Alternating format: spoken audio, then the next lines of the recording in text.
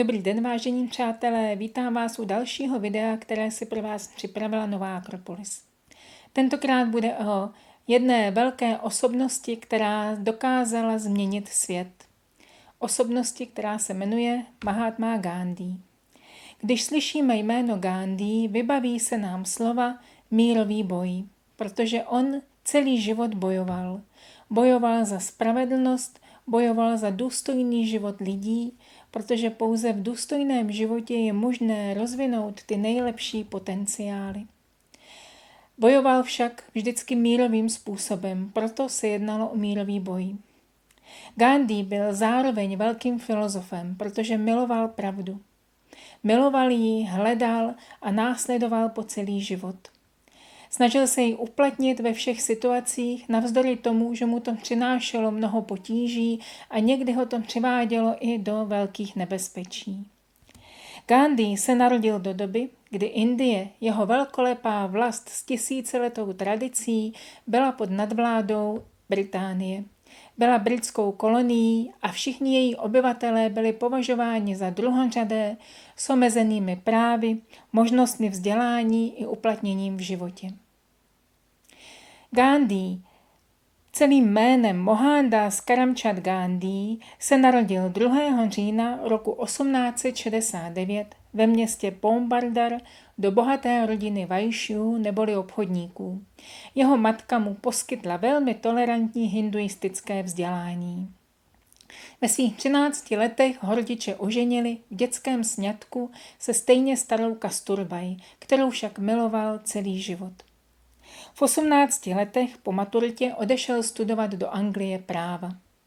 Tam se stal dokonalým anglickým gentlemanem. Naučil se francouzsky, naučil se tančit, naučil se hrát na housle a vystudoval práva, stal se advokátem a v roce 1891 byl zaregistrován u Nejvyššího soudu v Londýně. Už tehdy se u něj projevila velká snaha po skromnosti, po velmi skromném a jednoduchém životě. Takže navzdory tomu, že jako právník měl nárok na řidiče, chodil všude pěšky, dokonce i na velké vzdálenosti, čímž získával velkou fyzickou zdatnost. Měl svého kuchaře, ale toho propustil a vařil si všechno sám. Vařil si pokaždé jednodušší jídla, kupoval si pokaždé méně věcí a toužil po velmi jednoduchém životě, což všechno se mu hodilo v pozdějším životě, když musel procházet velmi těžkými podmínkami, anebo když trávil některá období ve vězení. Po návratu z Anglie se stal advokátem a začal svoji praxi, ale nepřestal následovat pravdu. Dokonce takovým způsobem, že svým klientům říkal na začátku, že bude při procesu říkat jenom pravdu a že pokud se jim to nelíbí, ať si najdou někoho jiného. Navzdory této komplikaci se stal velmi úspěšným. V roce 1893 byl povolán do Jižní Afriky, aby hájil jednu indickou firmu v jejím sporu. A odjel do této země, která taky byla britskou kolonií a ve které žili tisíce Indů, kteří tam přijížděli pracovat na 5 let podle nájemní smlouvy a potom zůstávali jako svobodní občané. Ovšem také s omezenými právy, neměli právo volit, nesměli například chodit po chodníku, nesměli jezdit vlakem první třídou, což zakusil na svou kůži sám Gandhi, když přijel do Jižní Afriky a jako právník jel první třídou, ale byl vyhozen spolujezdcem z vlaku pryč. V Jižní Africe soudní spor vyřešil velmi brzy, ale zjistil, v jakých podmínkách Indové žijí a snažil se jim pomáhat. Začal jim pomáhat, začal pořádat různé protestní akce, sepisovat petice a na jeho stranu se přidávali tisíce Indů, ale i tisíce bílých spoluobčanů, kteří jim chtěli pomoct. A Gandhi viděl, že pobyt v Africe nebude na krátkou dobu a proto odjel do Indie zpátky, aby si přivezl svoji manželku i se syny. Při jejich příjezdu došlo k jedné nepříjemné události, protože lid na něj čekal na břehu a když vystoupil z lodi, tak se ho pokusil zlinčovat. Naštěstí ho zachránil jeden zpřízněný policista, který mu umožnil útěk. Ten policista chtěl, aby byli viníci potrestáni, ale Gandhi se tomu bránil a prohlásil: abychom zvítězili nad protivníkem, musíme pohnout jeho svědomím a ne odplácet bezpráví dalším bezprávím. To byla myšlenka, kterou se řídil celý život, protože bojoval celý život, ale bez násilí, nenásilně, protože věděl, že jakékoliv násilí vyvolá další násilí. A ve svém boji byl velmi neústupný. A když se rozhodl pro něco, co považoval za správné, tak neustoupil navzdory tomu, že byl vystaven nepříjemným situacím, urážkám, útokům slovním i útokům fyzickým. Ale v jeho duši se nikdy neobjevily ani vztek, ani nenávist, naopak na jeho tváři i při různých jednáních s jeho nepřáteli nebo protivníky udržoval přímo mateřský a láskyplný úsměv. V roce 1904 založil nedaleko města Durban ašrám, komunitu, ve které se shromáždili jeho přátelé a známí, kteří následovali jeho ideál spravedlivého, ušlechtilého života i nesobecké práce, kterou on požadoval. Ale on opravdu chtěl, aby všichni pracovali, aby se všichni podíleli na tom, jak ašrám funguje, na všech jeho pracech, ale chtěl po svých přátelích i práce, které v Indii dělají nedotknutelní.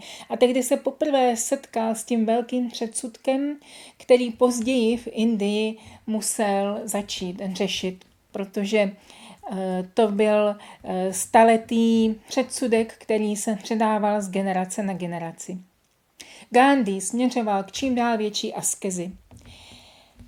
Svá jídla si zjednodušoval, oblečení si zjednodušoval, všechny potřeby zmírňoval a sám říkal, že je to jeho trénink na budoucí, jak to nazýval, nenásilnou občanskou neposlušnost neboli satyagrahu, kterou se snažil vést a kterou učil i ostatní ve všech protestech. Používal ji v takovém nenásilném boji proti místní vládě, aby zmírnil všechny zákony, které vláda vydávala, aby potlačila práva Indů, aby potlačila jejich snahy o nějakou nezávislost. Takže vydávaly se zákony kvůli registraci všech Indů, kteří se museli zapsat a odevzdat otisky prstů. Vydávaly se zákony, kterým se zrušila všechna nekřesťanská manželství. Vydávaly se zákony, kterými se uvalovaly na Indy různé daně, které byly pokaždé vyšší a Indové protestovali. Indové sepisovali petice a následovalo jich stále více a více, kteří se na tom podíleli. A zároveň i více a více Indů bylo zavíráno do vězení, včetně Gandhiho. Když byl Gandhi poprvé ve vězení, uvědomil si, že je to vlastně pro něj odpočinek. Považoval vězení za období, kdy může studovat, kdy může přemýšlet o budoucnosti, kdy, jak sám říkal, se může i konečně vyspat. Po téměř 20 letech se mu podařilo s místní vládou uzavřít dohodu. Místní vláda ho sama na konci pozvala přímo z vězení k sepsání té dohody, aby nakonec snížila daně a zrušila všechny ty zákony, které zhoršovaly život Indů, a Gandhi viděl, že jeho boj v Jižní Africe skončil a že se může vrátit do Indie. Při návratu do Indie se mu dostalo velkolepého přivítání, protože se stal už velmi slavným. Národ ho oslavoval a poslouchali ho i různí političtí vůdci. Měl velikou sílu, kterou dokázal působit na celý lid. Dokonce velký básník Thakur ho tehdy poprvé pojmenoval Mahátma jako velká duše, jméno, které nosil celý život.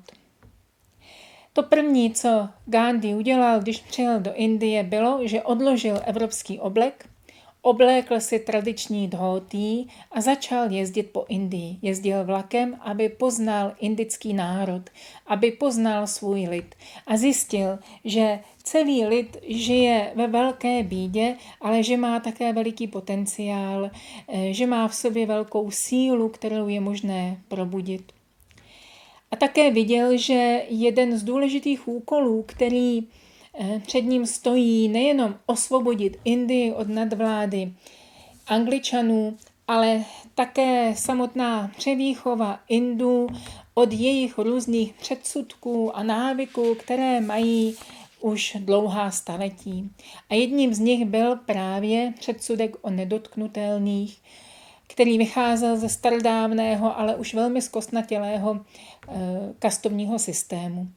I v Indii založil ášrám a v okamžiku, když do něj chtěla vstoupit rodina nedotknutelných, všichni jeho přátelé z ášrámu se vzbouřili, postavili se proti.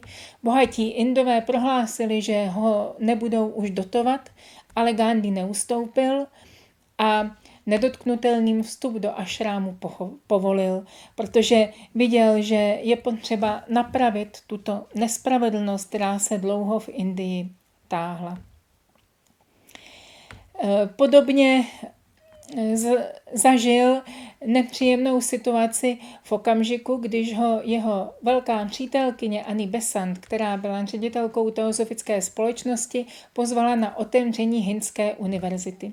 Teozofická společnost byla Gandhimu velmi blízká, protože následovala podobné ideály ohledně rozvoje člověka, snažila se šířit poznání a různé vědomosti, které lidem pomáhaly žít, poznat sebe sama i zákony přírody. A konec konců heslem teozofické společnosti bylo není nic vyššího nad pravdu, což velmi blízce rezonovalo i v Gandhiho srdci. A Gandhi rád přijal pozvání, aby pronesl projev na tomto otevření, ale neudržel se, když uviděl mezi posluchači bohaté Maharádži a začal kritizovat jejich arrogantnost, jejich ješitnost a oni samozřejmě odešli, naštvali se, slavnost musela být přerušena, Annie Besant musela všechny uklidňovat, ale on cítil ve svém srdci touhu říci pravdu a tak jim řekl navzdory všem potížím. Jeho proslulost, která se po celé Indii šířila, vedla k tomu, že ho mnoho lidí vyhledávalo, aby jim pomohl. Mezi nimi byl jeden prostý vesničan, který se jmenoval Šukla a který pracoval jako pěstitel indiga v Biháru. A prosil Gandhiho, aby pomohl pěstitelům indiga vymoci lepší podmínky při práci, protože pěstovali indigo ve velmi nepříznivých podmínkách za velmi malou mzdu pod vládou anglických plantážníků. Gandhi tam přijel a když se začal zajímat o jejich práci, byl zatčen, ale množství pěstitelů indiga se shromáždilo a vymohlo si jeho propuštění a nakonec správce ho stanovil obhájcem všech pěstitelů a stanovil komisi, která vyšetřovala celou situaci a Gandhi nakonec těmto pěstitelům vymohl lepší podmínky. Nevymohl úplně všechno, ale bylo to vlastně poprvé, co se Indové dokázali postavit anglickým vládcům a vymoci si trošku lepší podmínky, takže to bylo velké morální vítězství Gandhiho a všech Hindů. A to se šířilo jako lavina po celé Indii a ozývali se mu mnozí další, kteří chtěli pomoct s různými problémy, které měli ve svých továrnách, na svých polích. A Gandhi jezdil po celé Indii a pomáhal, kde mohl. Dokonce v rámci těchto protestů začal používat i další způsob, kterým byla hladovka. A vlastně vždycky vymohl minimálně nějaký kompromis nebo aspoň nějaké malé zlepšení podmínek, které mohl získat pro obyčejné Indy. Gandhi nebyl utopista, věděl, že nedokáže zázraky, že mu nemůže změnit všechno, ale každé malé zlepšení pro něj bylo důležité. A zároveň Gandhi miloval všechny lidi. Gandhi miloval své spoluobčany, miloval prostý lid, ale miloval i Angličany, miloval i ty, proti kterým bojoval, a často předtím, než začaly nějaké protesty, s nimi rozmlouval, velmi láskyplně s nimi rozmlouval o tom, čeho chce dosáhnout, proč se snaží ty protesty dělat. Dokonce je upozorňoval na to, že bude stávka, že budou nějaké protesty. A říkal jim, když zlepšíte podmínky těch pracovníků, nemusí k té stávce ani dojít. A mezi těmi zaměstnavateli často byli i jeho velcí přátelé, protože si je získával svým velmi čistým srdcem, otevřeným, prostým, jakékoliv závisti, jakýchkoliv vedlejších myšlenek nebo sobeckých přání, protože všechno to, co dělal, dělal pro ostatní. Bohužel časem, když se šířily protesty po celé Indii, zároveň sílily i represivní nařízení vlády, protože Anglie viděla, jak se Indie snaží o zvětšení své svobody, o rozšíření svých práv, a jako reakce na to zaváděla větší a větší různá represivní opatření a bohužel i ze strany Indů se častěji objevovaly násilnosti, kterým se Gandhi velmi bránil a přesvědčoval všechny, aby se do násilností nepouštěli. V tomto procesu vyhlásil nový boj, který nazval nespolupráce, a prosil všechny Indy, aby zahájili nespolupráci s anglickými vládci, to znamená, aby Indové nekupovali anglické oblečení, nechodili do anglických škol, aby zahodili anglické diplomy, které mají, nekupovali si anglický alkohol, a mnoho lidí je následovalo, ale zároveň Angličané se bránili tím, že zase mnoho lidí zavírali do vězení, včetně Gandhiho. Pokračovaly další protesty, které Gandhi vyhlašoval proti dětským sňatkům, proti zvyšování daní.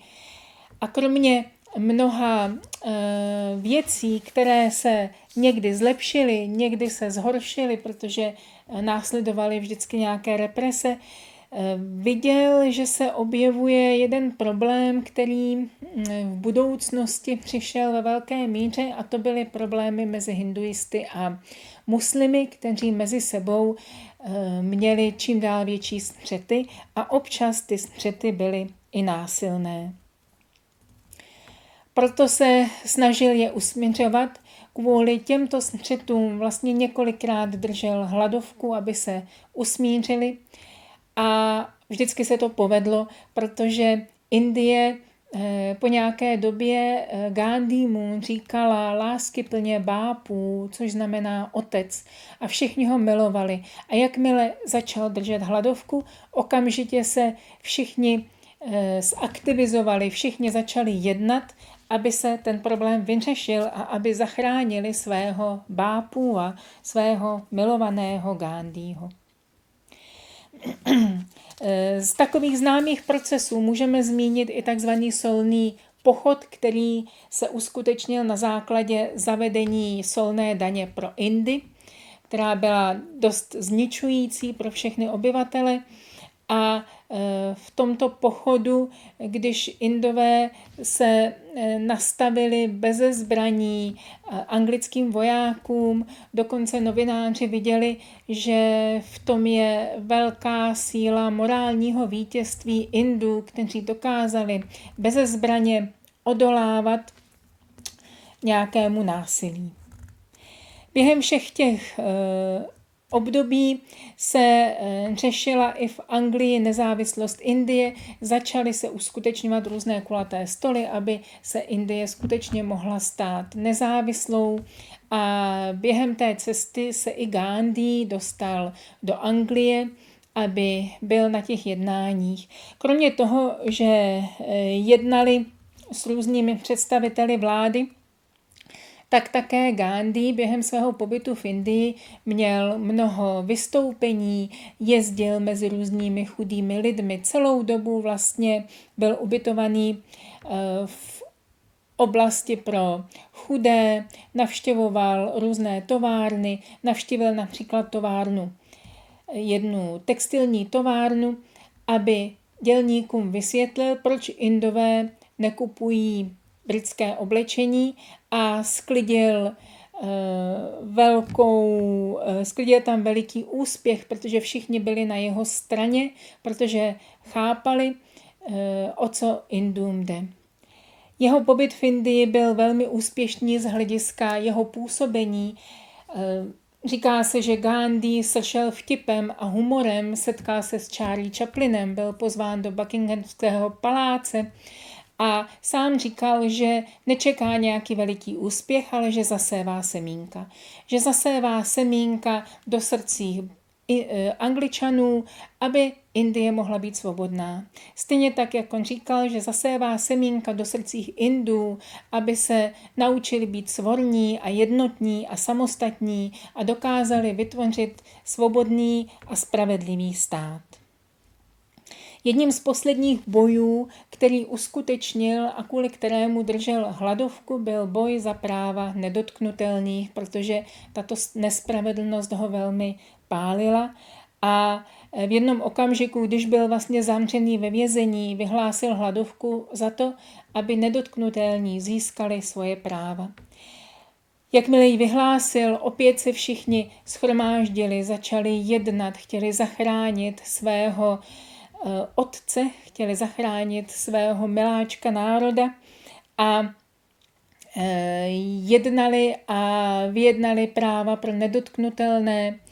Mahatma Gandhi vyžadoval, aby všechny ty smlouvy byly podepsány i Angličany, a nakonec už byl na pokraji svých sil a do jeho cely byla povolána ze své cely jeho manželka, aby se o něj starala v posledních chvílích.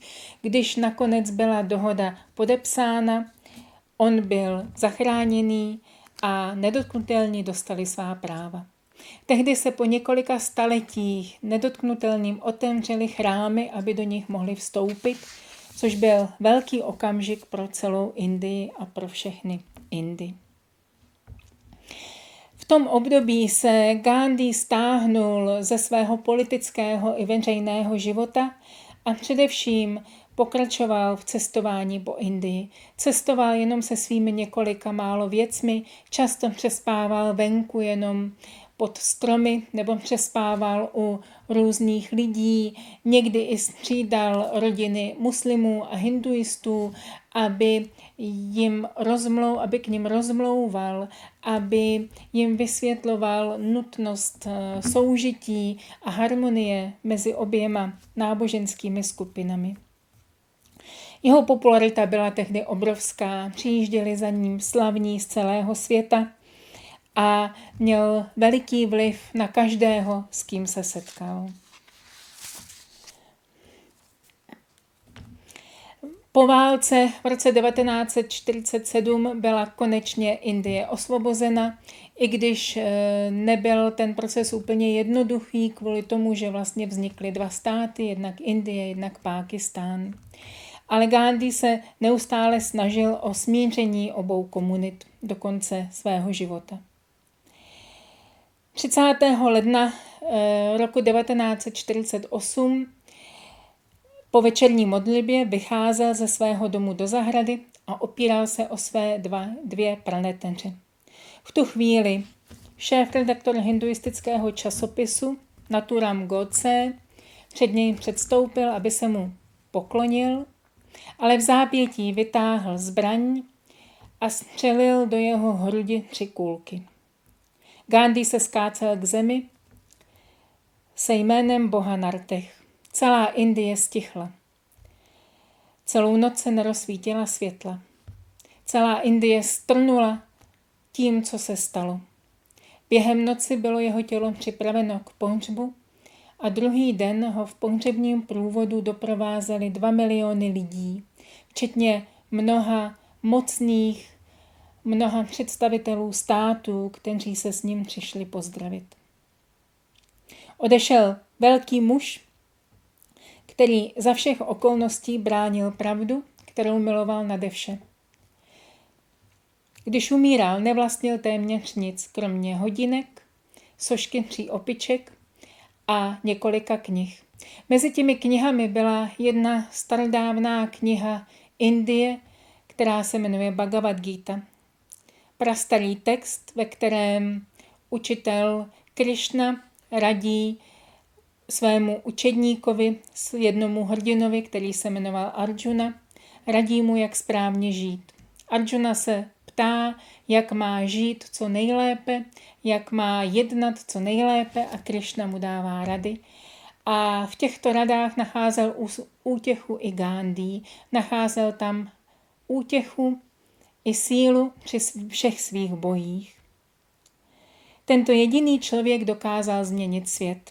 Svým nenásilným bojem, tím, že byl pevným každodenním příkladem, tím, že jednal podle toho, co říkal, tím, že miloval pravdu, ale také tím, že hned vedle pravdy miloval člověka, miloval všechny lidi bez rozdílu a za všechny lidi bojoval, za jejich důstojný život. Pravda byla jeho nejsilnějším štítem a sloužení ostatním bylo jeho největším zdrojem štěstí.